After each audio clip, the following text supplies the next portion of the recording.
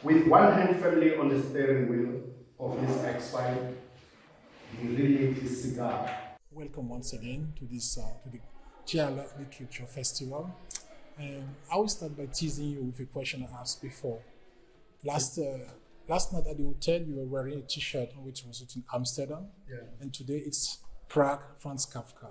As a writer, are these places that inspire you? Thank you so much, Rémi, for that question. And thank you for inviting me to this lovely festival in Graz. My first time to be here, beautiful city. My reason you see me wearing this is because I'm a journalist. I'm a travel journalist as well. So I used to edit a literary magazine, which was also about traveling in South Africa, called Johannesburg Review of Books. It's still there at the moment. So I'm very much inspired, for instance, by my writing, for instance, is inspired by my travels around the world. And every time when I want to write about a particular world, a particular city, I have to have a memento. So T-shirts are what I collect mostly. Also, what I collect in cities, I'm very much fascinated by statues.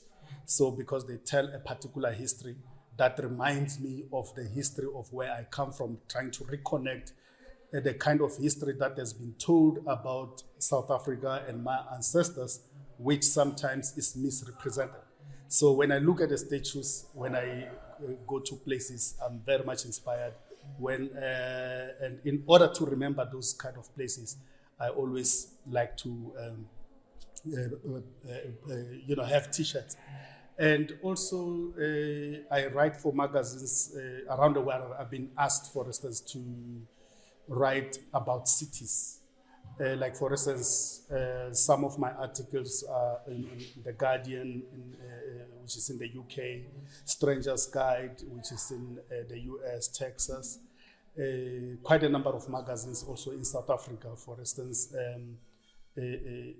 magazines in South Africa, also in-flight magazines in South Africa. So I do write for them.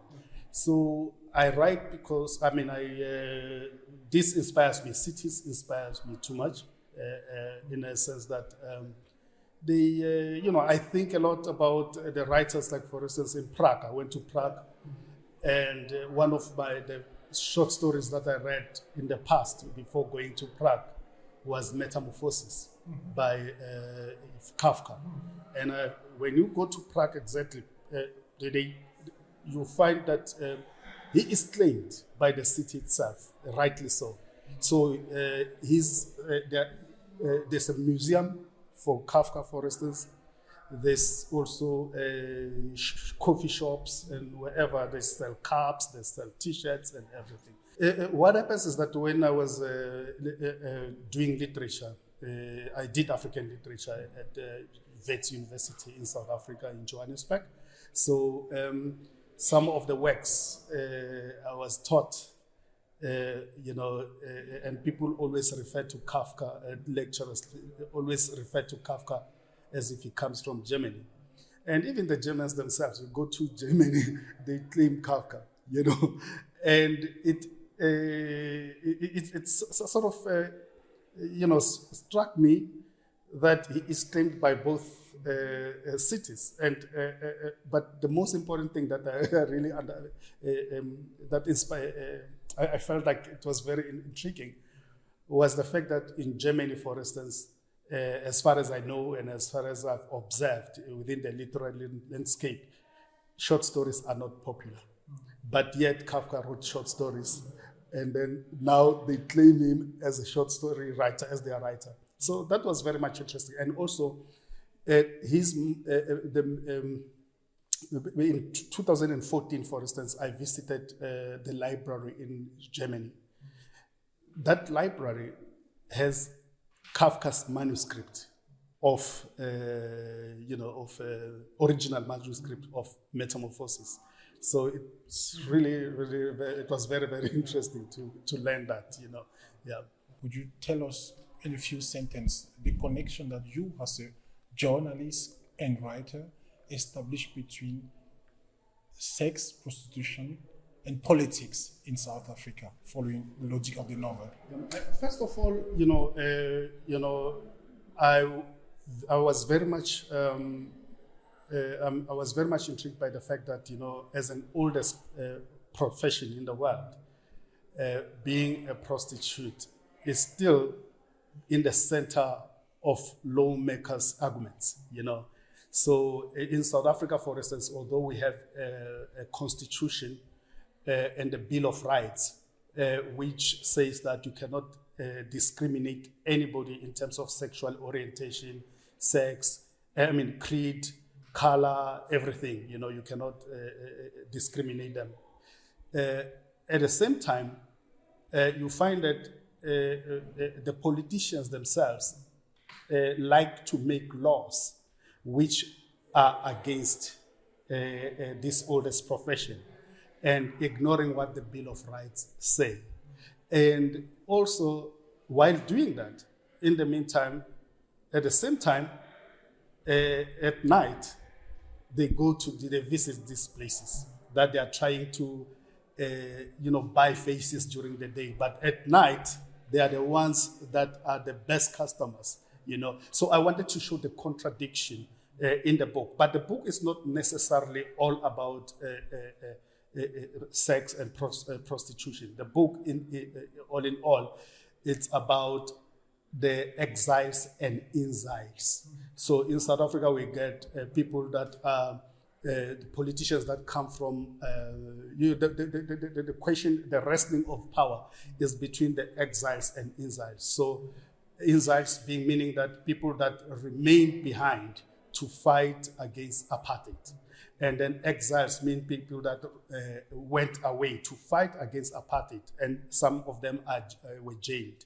So, but when they come back, all these people, when they come back to a change which they were not expecting before, which they were not prepared for before. So sometimes they make ridiculous demands and ridiculous laws, some of them being the law against prostitutions, for instance. Also because, some of them have been alienated by the country itself. So coming back to reclaim their identity within that country, sometimes they make ridiculous statements that sometimes are not thought of. Yeah. You can write in English, you can speak about taboos in English, you don't care about this language. You write about things that you wouldn't be able to feel free to write about, in Eastern Xhosa. Yeah. You do that in English. So my question now, just to tease you, when can we read your first book in Eastern Xhosa? Yeah, I think, as much as I speak almost half of every South African language, I'm not good in writing in that language, because where I come from, specifically, I come from Joburg. Johannesburg, it's a city which has been, came into being, literally built on top of gold mine. So, meaning that when that city came into being in 1886, everyone rushed for gold from different countries, for instance, from neighboring countries like Zimbabwe, Zambia, Malawi. And so the language that is spoken becomes something completely different from all the language. It's not pure at all, from compared to when you go to the coastal areas, like where they speak pure Zulu. You go to the coastal Indian Ocean is pure Zulu. Coastal Atlantic Ocean is pure Xhosa. So, and then central is Sotho, and other languages, Shangaan and whatever. But these languages are also spoken in other languages. So Joburg is one of those cities that is sort of,